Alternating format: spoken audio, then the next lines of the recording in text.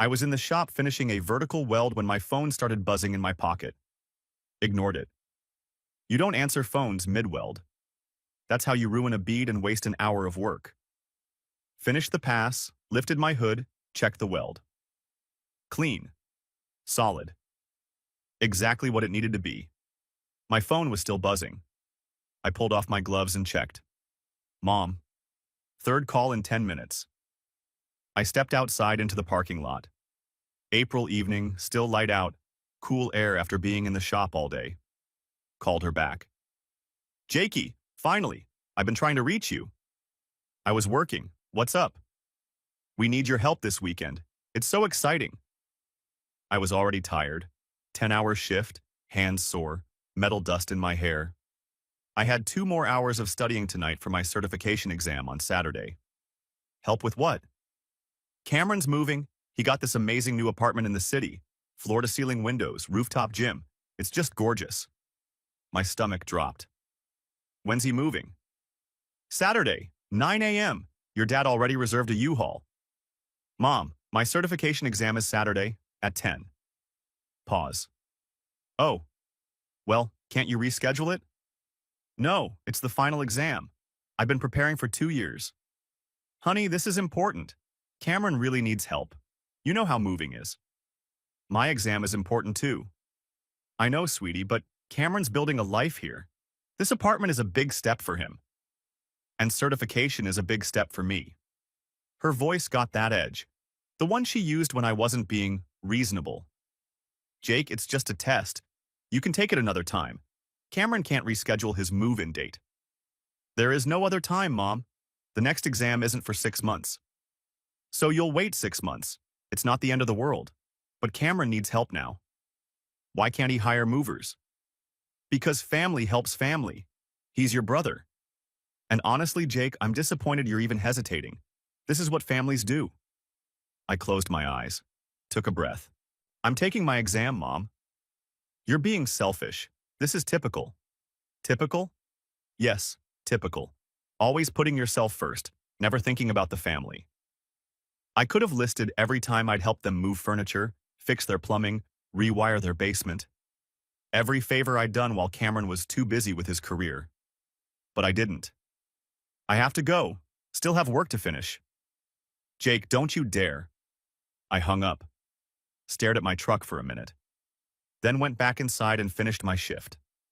That night, studying at my kitchen table, I got a text from Dad.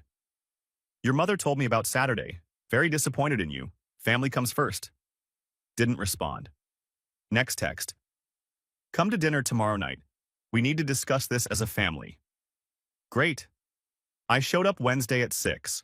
My parents' house in the suburbs, same house I grew up in. Cameron's old room was now Dad's office. My old room was storage. Cameron was already there, sitting at the kitchen table with his laptop, probably networking. Hey bro, he looked up, grinned. Glad you're here. Check this out. He turned his laptop around. Photos of an apartment. Hardwood floors, huge windows, modern kitchen.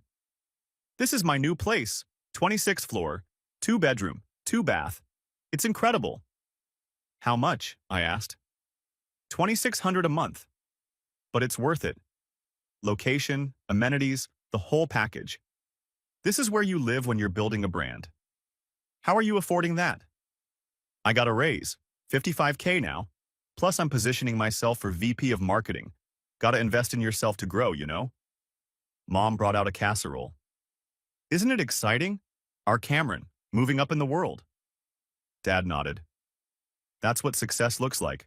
Hard work paying off. I stayed quiet. Ate my food. So, bro, Cameron said, you're helping Saturday, right? U-Haul's reserved for 9. We should be done by noon. I have my certification exam Saturday, he laughed. Oh yeah, Mom mentioned. Certification for what? Welding? Yeah. Can't you just reschedule? It's not like it's a real exam. I looked at him. It's a real exam. I mean, it's not like college finals or anything. Just reschedule it. I can't. It's the final certification. Next one isn't for 6 months. Dad set down his fork. Jake, your brother needs help. This is more important. My career is important. Mom cut me off. Career? Jake, honey, let's be realistic here. You're a welder. Cameron's a professional marketing consultant with an MBA from a top program. He's building a life. You're playing pretend with metal. The table went quiet. I stared at her. Playing pretend? You know what I mean. It's manual labor. It's fine for now, but it's not a real career path. Cameron has a real future. You're just working with your hands. I stood up. I've been working 50-hour weeks for 2 years, learning a skilled trade. This exam qualifies me to make $75,000 a year, Dad scoffed. Don't be ridiculous. Welders don't make that much. Certified industrial welders do. Specialized welders. Pipeline welders. But you wouldn't know that because you never asked. Cameron leaned back. Dude, just skip the test. Help me move. You're being dramatic. I grabbed my jacket. Jake, sit down, Dad said. We're not finished. I am. Mom stood up. If you walk out that door, don't expect us to support you anymore. I stopped. Turned around. You never did. I walked out. Behind me, Mom's voice. You're making a huge mistake. You're throwing away your family for a stupid test. I kept walking, got in my truck, drove home, sat in my apartment for an hour, too angry to study. Finally opened my books at midnight. Studied until 3 a.m. Saturday morning, I woke up at 6. Couldn't sleep anyway. Drove to the testing facility. Arrived at 8:30. My phone had 14 missed calls. 8 from Mom, 4 from Dad, 2 from Cameron. I scrolled through the voicemails while sitting in my truck. Mom. Jake, please call us back. Cameron really needs you today. Don't be stubborn. Dad. Very disappointed, son. This is incredibly selfish behavior. Cameron. Seriously? Are you really doing this? Fine, whatever. Had to pay movers $800. Hope your little test was worth it, jerk. I silenced my phone. Walked into the testing center. 4 hours. Practical exam, written exam, everything I'd spent 2 years preparing for. When I walked out at 2 p.m., I was exhausted, hands cramping, but confident. I'd done well. I knew I had. Checked my phone in the parking lot. 6 more missed calls. Ignored them. Drove home. Collapsed on my couch. Slept for 14 hours. 2 weeks later, I got the email. Congratulations. You have successfully completed Level 2 Industrial Welding Certification. I read it 3 times. Then called my boss. Jake, I was just about to call you. Got your results. Congratulations. Thanks. We're putting you on the pipeline project starting next month. Pipeline project? Specialized work, high-pressure systems, pays $78,000 annual. I nearly dropped my phone. $78,000? Yep, you earned it. Welcome to the big leagues. After we hung up, I sat there staring at my apartment wall. $78,000. The first person I wanted to call was my mom. Then I remembered, you're just playing pretend with metal. I called my roommate instead. He was at work. Yo, what's up? I passed, and I got the pipeline job. Bro, that's incredible. How much? $78K. Holy crap. Congrats, man. We're celebrating tonight. Yeah, thanks. You tell your family yet? I paused. No? You should. This is huge. Maybe later. But I didn't call them. And they didn't call me. Radio silence for 3 weeks. I started the pipeline project. 60-hour weeks in the field, but I loved it. Real work, challenging work, good money, bought new welding gear. Started saving actual money for the first time in my life. No contact from my family. Until week 4. Text from Cameron. Hey man, can I borrow $500? Rent's tight this month. I stared at the message. Cameron made $55,000 a year, paid $2,600 in rent, leased a BMW, and now he was asking me, the guy playing pretend, for money. I typed back, no. 3 dots. Then, seriously? I'm your brother. Me. Seriously. You make 55K and choose to pay $2,600 in rent. That's your problem. Cameron. Wow. So that's how it is now? Me. Yeah, that's how it is. I blocked his number. Week 5, an unknown number called. I answered without thinking. Jake. Mom's voice, strained. What? We need to talk. About what? About Cameron. He's in trouble. I waited. He got laid off 3 weeks ago. He can't make rent, the car payment, his credit cards. He's drowning, Jake. And your father and I, we've been helping, but we can't keep. Not my problem. He's your brother. He's an adult who made bad choices. We need you to help. Just a few thousand to get him through. I hung up, sat in my truck outside the worksite, looked at my bank statement on my phone. $78,000 annual salary, $8,000 in savings. First time I'd ever had 4 figures in the bank. Thought about Mom's words. Playing pretend. Thought about Cameron's BMW, his 4th expensive apartment in 3 years, his brand building. I texted myself a note. Let it burn. Started the truck, drove back to the site, got back to work. Whatever house of cards they'd built with Cameron's fake success, it was collapsing. And I wasn't going to be the foundation they rebuilt it on. A week after Mom's call, I got a text from Dad. We need to talk. In person. This is serious. I didn't respond. Next text. Cameron's eviction hearing is Tuesday. Please call. I blocked his number too. 2 days later, someone knocked on my apartment door at 8 p.m. I was studying pipeline specs, had work at 5 a.m., looked through the peephole. Dad. I opened the door halfway. What are you doing here? You blocked our numbers. We had no choice. I blocked them for a reason. Jake, please, just 5 minutes. Against my better judgment, I let him in. He looked older, tired, sat on my couch without being invited. Cameron's in real trouble, got evicted, lost the BMW. He's back at our house with $20,000 in credit card debt. Okay? That's it? Just okay? What do you want me to say? I want you to help. He's your brother. He's an adult who spent money he didn't have on an apartment he couldn't afford and a car he didn't need. That's not my problem. He made mistakes. He made choices, bad choices, repeatedly. Dad's face reddened. You're really going to abandon your family over a grudge? Grudge? You called my career pretend. Mom said I wasn't building a life. You told me helping Cameron move was more important than my certification exam. We were just trying to. You were dismissing me, like you always have. And now that Cameron crashed and burned, you want me to bail him out. That's what family does. No, that's what enablers do. Dad stood up. I can't believe how selfish you've become. I'm not selfish. I'm just done being the backup plan for your favorite son. Don't talk about your brother like that. Get out.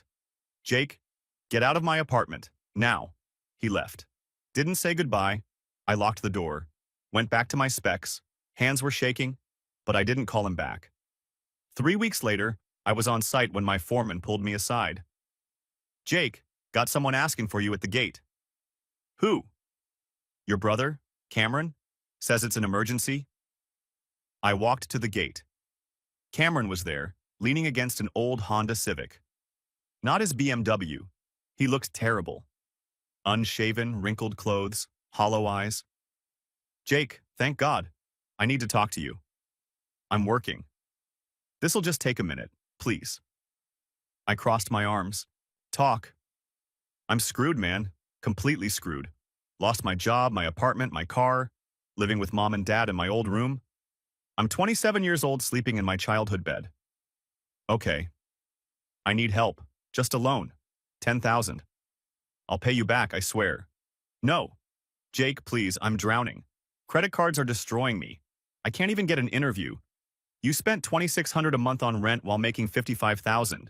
You leased a BMW you couldn't afford. You lived like you made twice what you actually earned. That's on you.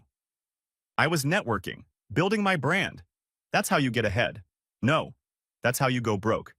Getting ahead is living below your means, saving money, and building real skills. Not pretending to be rich. His face twisted. Says the welder. Yeah, Says the welder making $78,000 a year with 8 months of savings in the bank. He blinked. Wait, 78? I'm certified now. Got the pipeline job. Exactly what I told you guys at dinner. That's more than I was making. I know. And you won't even loan me 10 grand? Correct. We're brothers. We're biologically related. That's it. You dismissed my career, supported mom when she called it pretend, and expected me to skip my exam to help you move. Now you're broke and think I owe you money. I don't. You're really going to do this?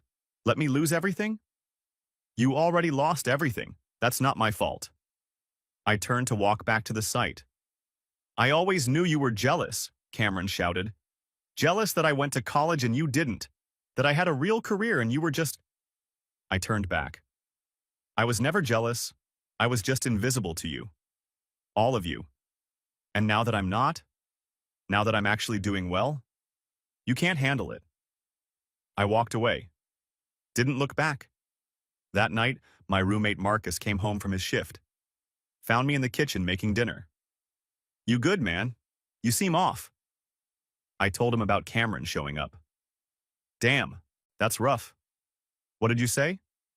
No. Good, he made his bed. My family thinks I'm the jerk. Your family spent your whole life treating you like you didn't matter. Now they want you to save them. That's rich. Yeah. How much have you saved now? 11,000, Marcus whistled. Bro, that's incredible. You're killing it. Doesn't feel like it. That's because they're trying to guilt you. Don't let them. You earned this. 2 months after blocking my parents, I got a Facebook friend request from my Aunt Linda, Mom's sister. I hadn't talked to her in years. Accepted it. She messaged immediately. Jake, I saw what's happening with Cameron. Your mom's been posting about it. Wanted to hear your side, I told her. Everything. The dinner. The playing pretend comment. The exam. Cameron's collapse. She didn't respond for 10 minutes. Then, I'm so sorry. I had no idea they treated you like that. Your mom always made it sound like Cameron was the success story and you were struggling. I'm not struggling. I'm doing fine. I can see that, and I'm proud of you, for what it's worth. Thanks. Your mom's telling everyone you abandoned the family, that you refused to help Cameron out of spite. Of course she is. Want me to set the record straight? Do whatever you want. I'm done trying to control their narrative. She posted in the family group on Facebook. I wasn't in it, but Marcus showed me screenshots. Aunt Linda.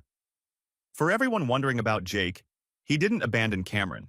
He chose his career certification over helping with a move. Cameron got laid off because his company downsized, not because of Jake. And Jake's doing well because he worked his ass off, not because he got lucky. Maybe stop blaming him for Cameron's choices. The comments exploded. Uncle Tom.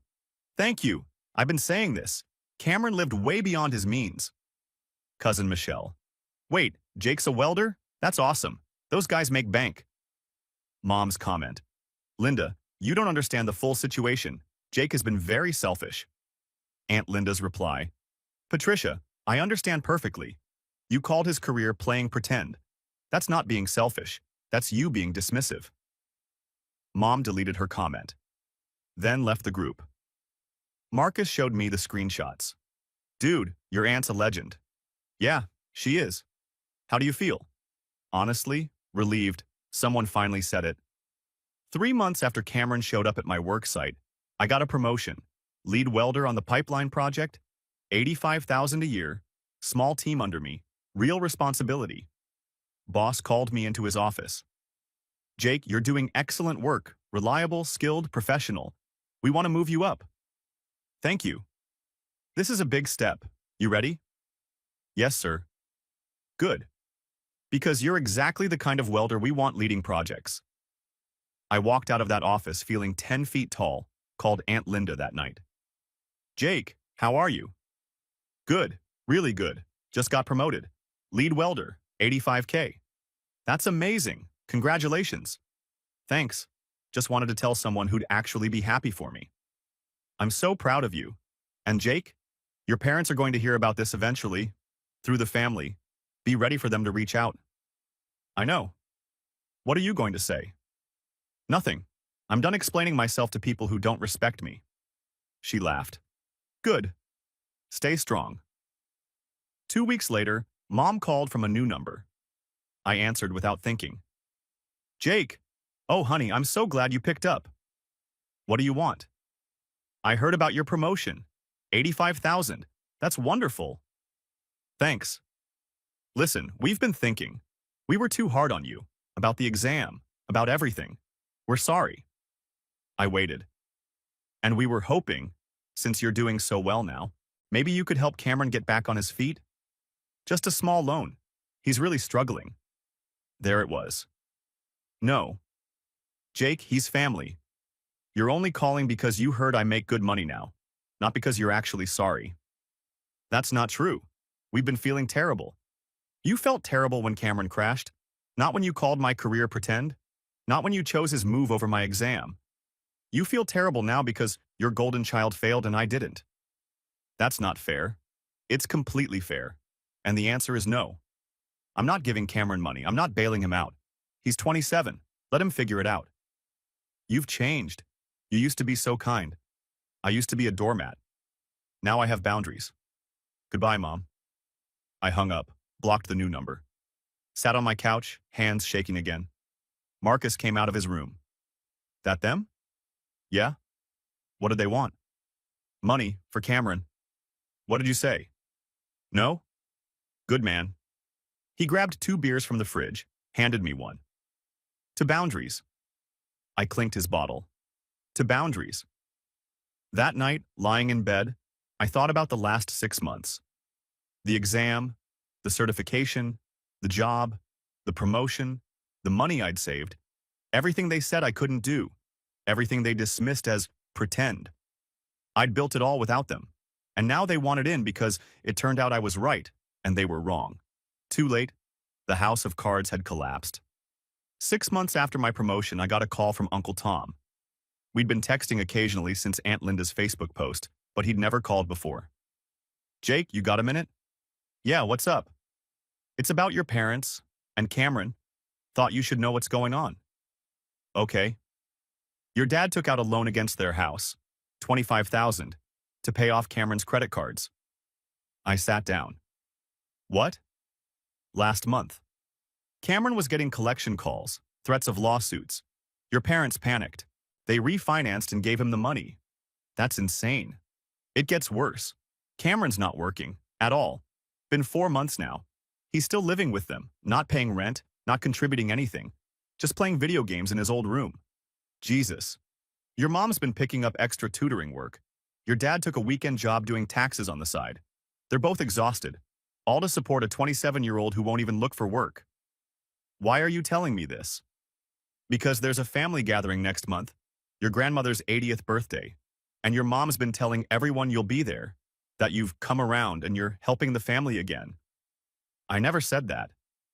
I figured. Just wanted to warn you. She's setting you up as the solution to their problems. Thanks for the heads up. After we hung up, I sat there for a long time. $25,000 against their house for Cameron's credit cards. The same Cameron who'd called my career pretend, who'd expected me to skip my exam for his move, who'd shown up at my work begging for money. My phone buzzed. Text from Mom's new number, the third one I'd blocked. Grandma's 80th birthday party is June 15th, 2 p.m. at the community center. She'd love to see you. We all would. I didn't respond. 2 weeks later, another text. Jake, please come to Grandma's party. It would mean the world to her, and to us.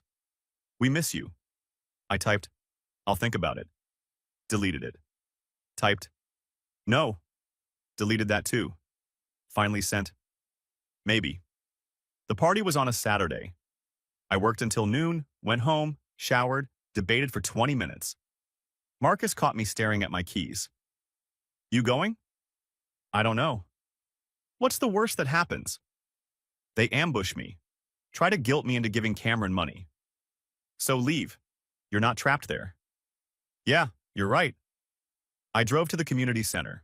Arrived at 2:30, late enough to miss the initial crowd. Walked in. The room was decorated with photos of Grandma through the years. Family everywhere. Kids running around. The smell of potluck food.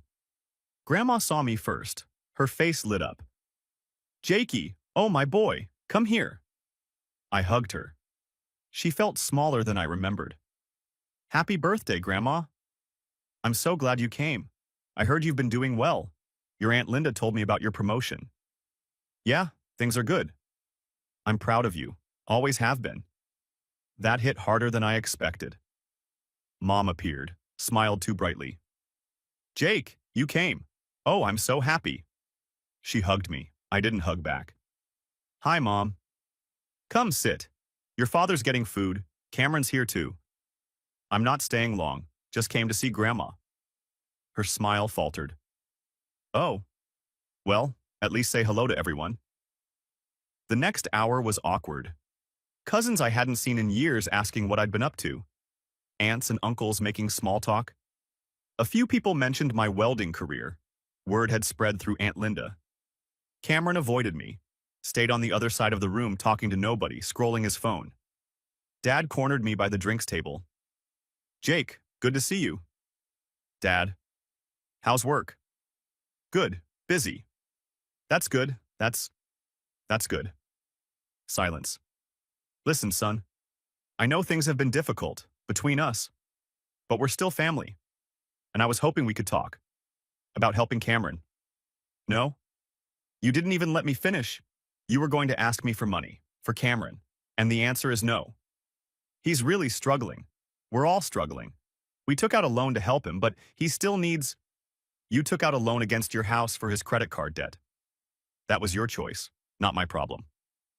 Dad's face reddened. "How did you—" "Uncle Tom told me." Tom had no right. He had every right. He was warning me this was coming. "Jake, please, just hear me out. We're a family. We help each other. You help Cameron. You've been helping Cameron his whole life, given him everything, and he's still failing. At some point, you have to let him face consequences." "That's easy for you to say. You don't have kids. You don't understand what it's like to watch your child suffer. I watched you treat me like I didn't matter for 24 years. I understand suffering just fine." I walked away, found Grandma. "I need to go. Work tomorrow." She squeezed my hand. "I understand. Thank you for coming. It meant everything to me." "Happy birthday, Grandma." I was almost to the door when Cameron blocked my path. "Running away again?" "Move, Cameron. You really showed up just to make a point, huh? Just to rub it in everyone's face that you're doing fine while I'm drowning." "I came for Grandma. That's it." "You could help me. You're making $85K. You could loan me enough to get back on my feet." "No. Why not?"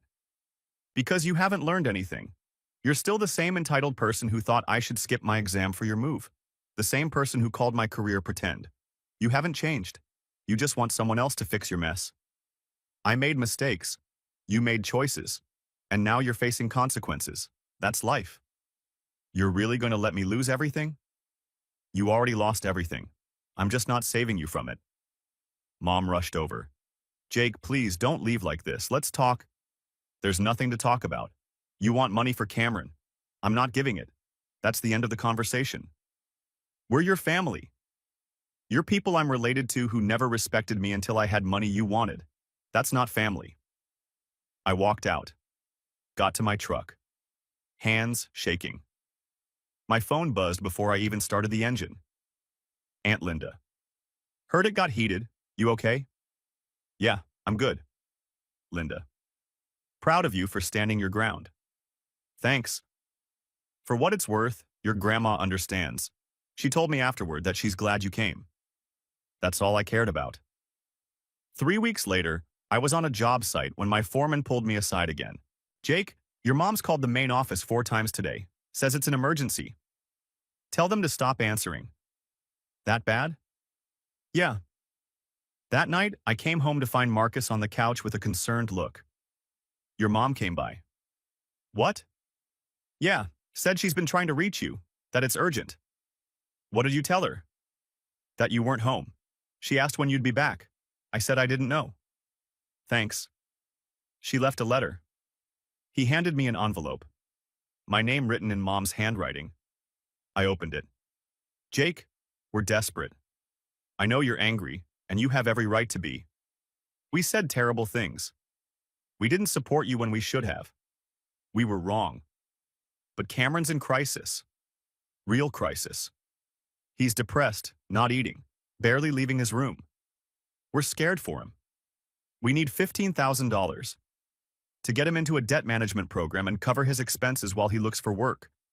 We've already borrowed against the house. We can't do more. Please. He's your brother. Don't let him fall apart completely. If not for him, then for us. We're drowning trying to keep him afloat. Mom? I read it twice, then put it on the kitchen table. Marcus looked at me. What's it say? They want $15,000 for Cameron. You gonna give it to them? No. Good. Am I being a jerk? No, you're protecting yourself. That's healthy. It doesn't feel healthy. That's because they trained you to feel guilty for having boundaries. But boundaries aren't cruel. They're necessary. I picked up the letter, read it again. Then I did something I'd been avoiding. I wrote back, Mom, I'm not giving Cameron money. Not $15,000. Not $1,000. Not $1. Here's why. You called my career playing pretend. You told me Cameron was building a life and I wasn't. You prioritized his apartment move over my certification exam, an exam I'd been preparing for 2 years. You gave Cameron everything: college tuition, car down payments, security deposits, bailouts, and he burned through it all. I got nothing. I built everything myself. And now that I'm succeeding and he's failing, you expect me to fund his recovery. The answer is no. Not because I'm cruel. Not because I don't care. But because giving him money won't fix his problems. It'll just delay the consequences he needs to face. He needs to hit bottom. Really hit it. Not have you cushion his fall with loans and bailouts and guilt trips aimed at me. Let him fail. Let him lose everything. Let him rebuild from zero like I did. That's the only way he'll learn. And maybe, when he's on the other side of that, when he's actually put in the work and becomes someone who takes responsibility, maybe then we can have a relationship. But not before. I hope you and Dad stop enabling him. For your sake and his. Jake, I sealed it. Mailed it the next day. Didn't expect a response. Didn't get one. 2 months later, Uncle Tom called again. Cameron got a job. What? Retail, part-time. Your parents finally cut him off. Told him he had to contribute or leave. He got a job at Target, overnight stocking. Seriously? Yeah, been there 3 weeks. He's miserable, but he's working. Your parents are charging him rent too. $300 a month. Good for them. I think your letter did it. Your mom showed it to your dad. They had a long talk. Realized they couldn't keep propping him up. How's Cameron taking it? Like you'd expect, complaining, but showing up. That's something. After we hung up, I sat with that information for a while. Cameron was working. Actually working. It wasn't much, but it was a start. I didn't call him, didn't reach out. But for the first time in a year, I felt something other than anger toward him. Maybe pity. Maybe hope. I wasn't sure yet. 4 months after Grandma's party, I got a text from a number I didn't recognize. This is Cameron. I know you probably won't respond. But I wanted to say something. I stared at it. Then, I was wrong. About everything. About your career. About the exam. About expecting you to bail me out. I've been working at Target for 4 months now. It's humbling. I get it now. What real work feels like. What struggling actually means. Another message. I'm not asking for anything. Just wanted you to know I'm sorry. And I'm trying to do better. I read the messages 3 times, then typed, "Good luck." Sent it. Didn't block the number. But didn't say anything else either. That night, Marcus asked how I felt about it. Honestly, I don't know. Maybe he's changing, maybe he's not. Time will tell. You gonna let him back in? Eventually, maybe, when he's proven it's real, not before. That's fair. I looked out the window of our apartment. Thought about the last year, the exam, The job, the promotions, the money saved, the boundaries set, everything I'd built while they fell apart. I didn't feel guilty anymore. A year after Cameron's apology text, I was installing a custom ventilation system on a refinery when my phone rang. Grandma. I stepped away from the site, pulled off my gloves. Hey, Grandma. Jake, sweetheart, how are you? Good. Busy. How are you? I'm well. Listen, I wanted to tell you something before you heard it from someone else. Cameron got promoted at Target. He's assistant manager now, full-time. I didn't know what to say. That's good. He's been there 14 months. Your Aunt Linda says he's actually showing up, working hard. He moved into his own apartment last month. Small place, but he's paying his own rent. Good for him. And Jake? He asks about you sometimes. Not asking for anything. Just asks how you're doing. What do you tell him? That you're doing wonderfully, because you are. After we hung up, I stood there for a minute. Cameron working, living on his own, not asking for money. Maybe people could change. 3 months later, I got a promotion to project supervisor. $92,000 a year, managing a team of 8 welders across 2 sites. Marcus took me out for drinks to celebrate. Bro, you're killing it. 25 years old, making almost 6 figures. Feels surreal. You earned it. All of it. Yeah. You ever think about reaching out? To your family? Sometimes. Not to my parents yet.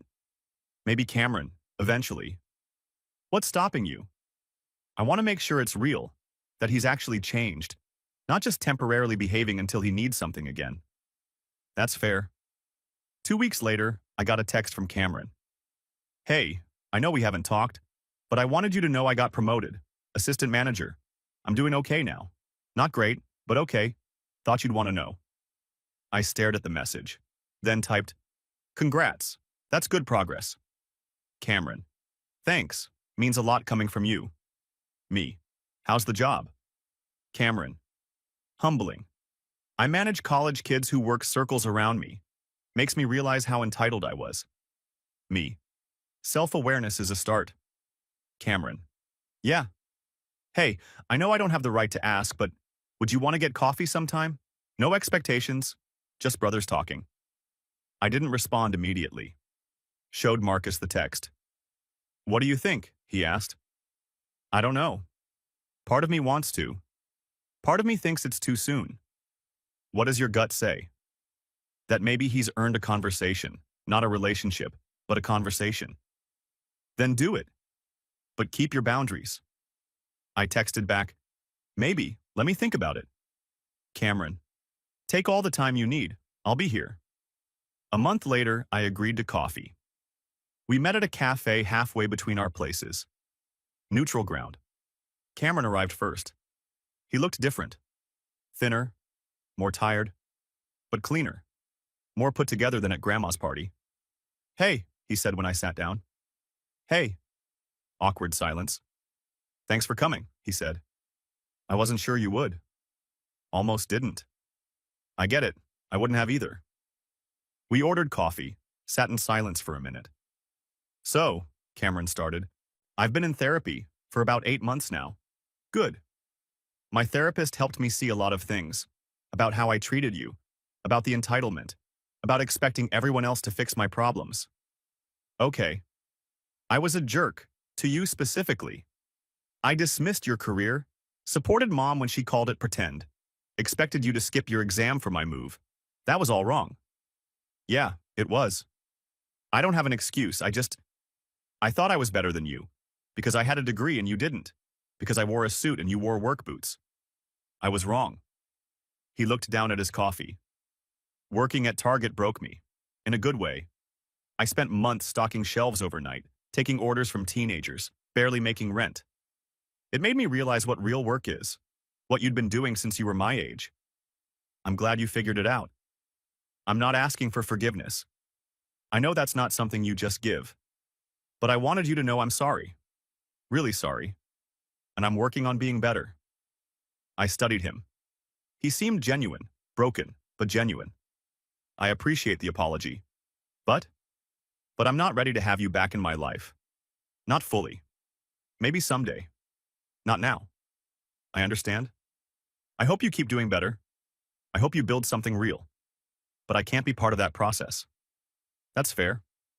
We finished our coffee, talked about small things. His job, my projects. Nothing deep. When we left, he extended his hand. I shook it. Take care, Cameron. You too, Jake. I drove home feeling lighter. Not fixed, not whole, but lighter. 6 months after that coffee, I bought a house. Small 3-bedroom in a decent neighborhood. Nothing fancy but mine. Paid 20% down with money I'd saved over 2 years. Marcus helped me move in. Dude, you own a house at 26. That's incredible. Feels good. You gonna tell your family? Maybe, eventually. I didn't tell them right away, but word spread through Aunt Linda anyway. 2 weeks after moving in, I got a letter in the mail. From my parents. Jake, we heard about your house. Congratulations. That's a huge accomplishment. We know we don't have the right to ask, but we'd love to see it sometime. When you're ready. No pressure. We've been doing a lot of thinking about how we treated you, about the things we said. We were wrong. About your career, about the exam, about prioritizing Cameron over you. We're sorry. We should have been proud of you from the beginning. Should have supported your choices. Should have recognized that you were building something real while Cameron was building debt. We hope someday you'll let us back into your life. But we understand if that day never comes. We're proud of you. We should have said that every day for the last 26 years. Mom and Dad. I read it 3 times. Put it in a drawer. Didn't respond. But I didn't throw it away either. A year after buying the house, Grandma turned 82. Another birthday party. Another invitation. This time, I went without hesitation. She was sitting in the same community center, surrounded by family, looking older but happy. Jakey, my boy, I hugged her. Happy birthday, Grandma. You came. Oh, I'm so glad. My parents were there. They saw me but kept their distance. Respectful, not pushy. Cameron was there too. He'd gained some weight back, looked healthier. Hey, Jake. Cameron. How's the house? Good. Still fixing things up. That's great, man. Really great. We talked for a few minutes. Surface level stuff. But it was okay. Not forced. Just okay. Later, Dad approached me carefully. Jake, good to see you. Dad? The house. We heard. That's a big achievement. Thanks. I know we haven't been the parents you deserved, but we're proud of you. Really proud. I nodded. Thanks. If you ever want to show us the house, we'd love to see it. When you're ready. Maybe, someday. That's all we can ask for. Mom came over. She looked older, more tired. Jake, hi. You look well. Thanks, you too. I'm sorry for everything. I know saying it doesn't fix it, but I needed to say it anyway. I appreciate that. Can we start over, slowly? I thought about it. Maybe, in small steps, on my terms. Whatever you're comfortable with. That night, driving home, I thought about the last 3 years. The exam, the certification, the promotions, the house, the boundaries, the distance, the slow, painful growth. All of it. I didn't need their validation anymore. I'd built a life without it. But maybe, just maybe, there was room for them in it now. Not at the center. Not like before, but somewhere on the edges, where they'd earned a place through humility and time. 6 months later, I invited them to the house. Just for an hour. Just to see it. Mom cried when she walked through. Jake, this is beautiful. You did this yourself? Most of it. Still working on the backyard. Dad stood in the living room looking around. This is really impressive, son. Thanks. Cameron came too. Brought a housewarming gift, a small plant. For the new place, congrats, man. Thanks. We had coffee, talked about small things. They didn't ask for money, didn't guilt trip, just existed in my space respectfully. When they left, Mom hugged me at the door. Thank you for letting us see this. It means everything. You're welcome. After they left, I stood in my living room.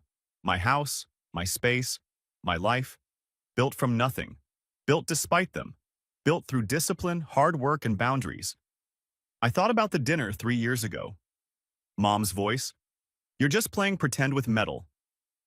I looked around at the house I'd bought with money from that pretend career.